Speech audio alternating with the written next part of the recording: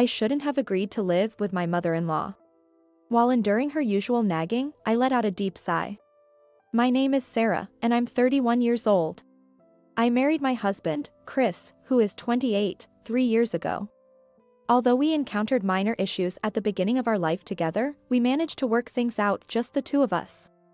A year after our marriage, Chris's father passed away.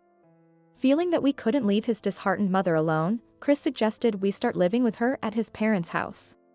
Little did we know that my mother-in-law would turn out to have such a terrible personality. It would have been bearable if it were just her nagging, but what she spouts are outright personal attacks. And they are completely baseless too. You're always holed up in your room playing on the computer, do some work for once, you freeloader. I can hear her snide voice from the hallway. She came to scold me right after breakfast. And to think, I was the one who prepared that breakfast. I have to hold back the urge to retort. For today, at least. After you finish breakfast, I was planning to clean up. Besides, I'm not playing on the computer. I'm working. You always have an excuse. You think I'm dumb just because I don't understand computers, don't you? It's not an excuse. Nowadays, people work all day on computers. I leverage my certified public accountant credentials to work from home. Although I worked in a senior's office for a while after getting a job, now I take on work individually. Since most of the work can be done at home on the computer, I'm dedicated to working from home to balance it with household chores. Even after explaining this to my mother-in-law, she dismissed it with a, "You're just doing piecework, aren't you?" It seems she believes my work can only be part-time or piecework at home. Is it because she can't keep up with modern times that she resorts to baseless sarcasm?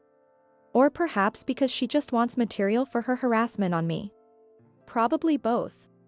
Anyway, I intend to work actively all my life, and it's clear we just don't see eye to eye. Despite my mother-in-law's prejudice, I've managed to balance my work and household duties. I wake up early in the morning to prepare breakfast and lunch for 3. For dinner, I lay out a menu focused on vegetables and light flavors, paying attention to health. And I don't skimp on cleaning either. It seems my approach has had the opposite effect on my mother-in-law. She has stopped doing any household chores herself, constantly complaining about me instead.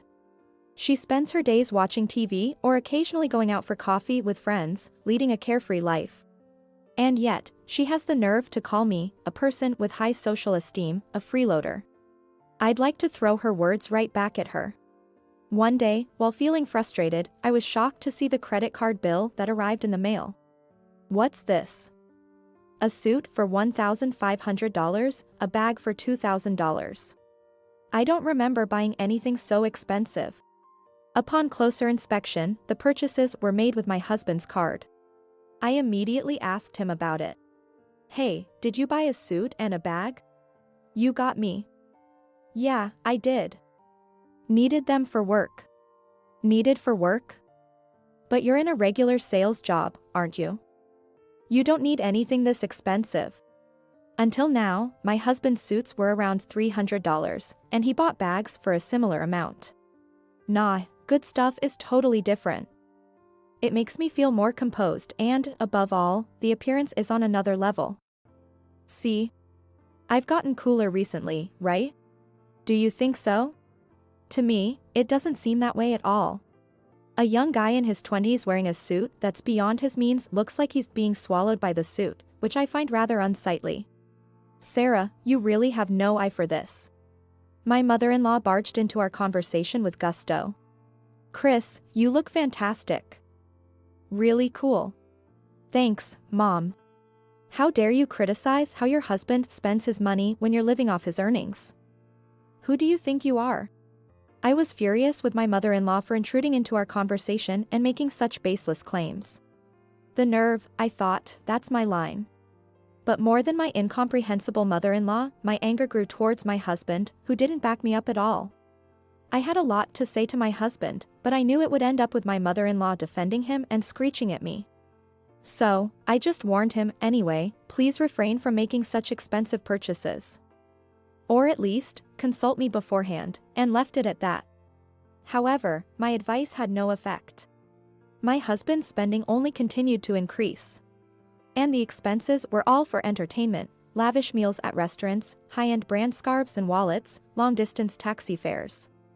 There was nothing that seemed truly necessary for work. My husband wasn't like this when we got married. The major factor behind his change was my mother-in-law. You're the man of the house, so act like it. Never help with the housework. Don't let her boss you around just because she's older. You need to show her who's in charge. Like a spell, my mother-in-law chanted this to my husband every day. My indecisive husband, lacking his own will, easily got swept up in her words.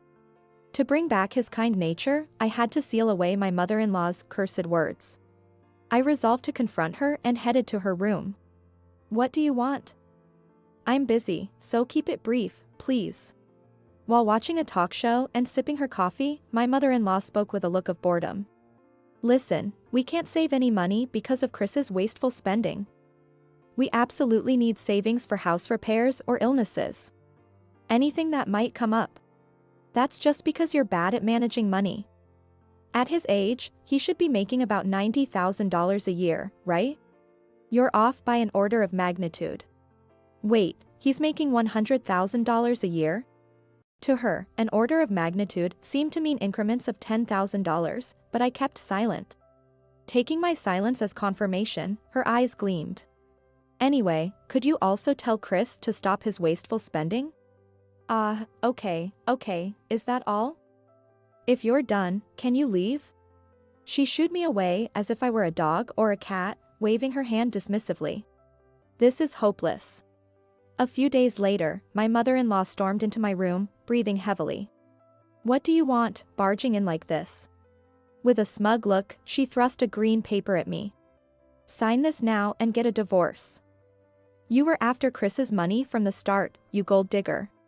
Chris has already signed in the divorce oath she held. I snatched the divorce oath from her hand and headed straight to Chris's room. Chris, did you sign this? Yeah, Mom said you were only after my money. I see. And you believed her? Well, she's my mom. His response made up my mind. All right. Let's get a divorce. I packed the divorce oath, my laptop, valuables, and clothes into a suitcase and left my in-laws' house. My parents' house was too far away to return to on a whim. For now, I checked into a business hotel to calm down. Getting a divorce was a definite decision for me. To top it off, I can't believe that I was accused of being after the money. I couldn't imagine living with a man who had given up using his own brain and had a dependent personality. I'll sign the divorce oath to send it to Chris tomorrow. I don't mind getting a divorce at all. In fact, it's a welcome escape, and I have no intention of fighting it. But there's something unforgivable.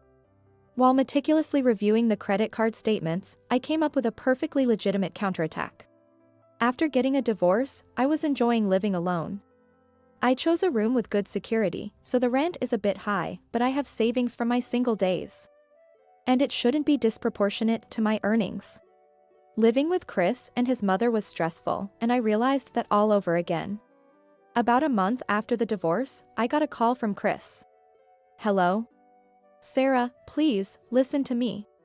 What do you want? I told you in the email that you could dispose of anything I left behind. It's not about that, it's serious. My card's been blocked. I snorted. What does he mean on my card, this blacklisted guy? Of course, it's blocked. You were just an additional cardholder, not the main. It's obvious that it would be blocked once I, the primary cardholder, cancelled it. What? Really? That's a problem. I'm a stranger now. Deal with it yourself. With that, I ended the call. He kept calling me obsessively after that, but I never picked up. Actually, before marrying me, Chris had accumulated a lot of debt from revolving payments and installments that he couldn't pay off. I took on all of it and cleared it for him. Looking back, I should have cleared things with him instead. Well, there's no use looking back now. Due to the delays, his credit information must be damaged, and he probably can't get a card in his own name. Anyway, it's none of my business or responsibility anymore. A few days after Chris's incessant calls, there was someone waiting in front of my apartment. It was my former mother-in-law. She had followed me after spotting me in the city and figured out where I lived.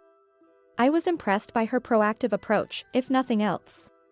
She clung to me, saying that she wanted to talk, and started making a scene, so I reluctantly moved to a nearby family restaurant with her.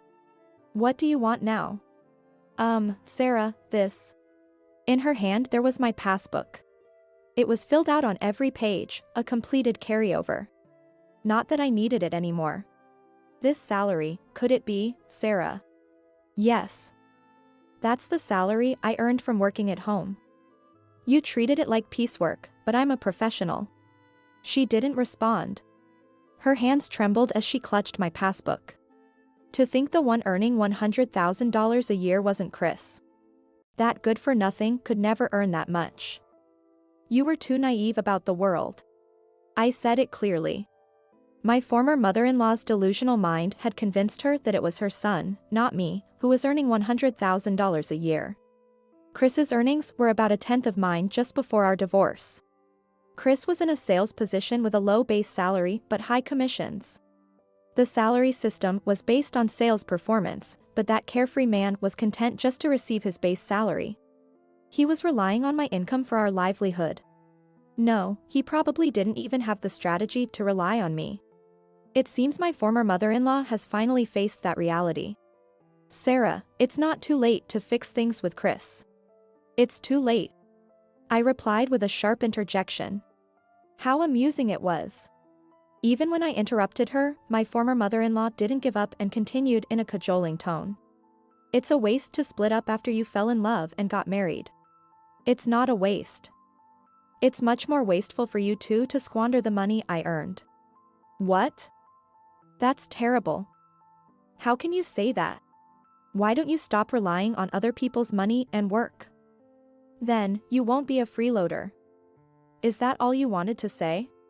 To abandon an elderly person in need, you monster." Ignoring my former mother-in-law's howls, I confidently left the diner. I felt relieved from the stress of living together.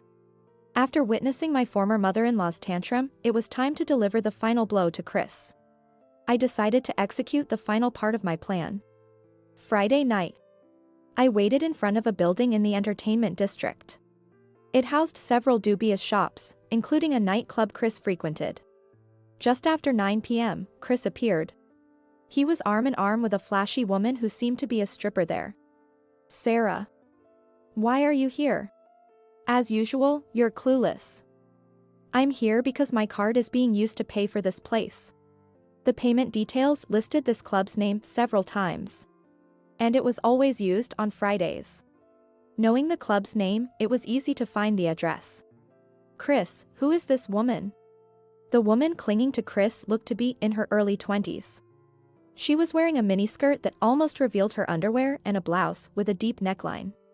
"Pleased to meet you. I'm Chris's ex-wife, so basically a stranger to him." "Hey, Sarah. I came here today because I have something to tell you." "Chris. Please return the money I paid off for your debts before our marriage and the money you wasted during our marriage.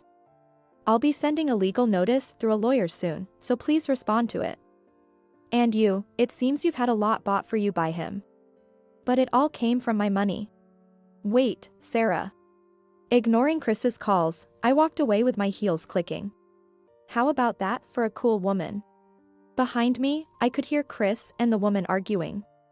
The stripper with Chris was likely his affair partner. The credit card statements included expensive makeup and clothes from brands popular with young women. And even charges for short stays at hotels. These suspicious purchases were all concentrated on Fridays. Of course, the payments at the nightclub were also on Fridays. It turned out that Chris had been spending his Friday afternoons on dates with his affair partner. He would spoil her with expensive gifts and then take her to the nightclub for a companion outing. I decided to deal the final blow directly to Chris after seeing this pattern in the statements. I wasn't sure what the affair partner would do once she knew about Chris's financial situation, but I could guess it wouldn't end well. Afterward, as I declared, I sent a legal notice through a lawyer demanding repayment of the money. When it reached Chris and his mother, they came to the lawyer's office. They begged for help, saying, "You're supposed to help people in trouble, right? When the lawyer, Michael, asked about their situation, he learned that their house was filled with collection notices. Credit card bills, utilities, and even taxes. Chris's meager salary couldn't cover them. His mother had also almost no savings. Moreover, Chris's affair partner had demanded a large sum, claiming, "I didn't know he was married. I was deceived. Pay me compensation. We can't afford to pay for Sarah's credit card bills right now. We need a way to write off this debt," they said. But they were consulting the wrong person. After all, they were speaking to my lawyer, who represents the opposing side. "If you have a house, why don't you sell it and use the proceeds for repayment and compensation?"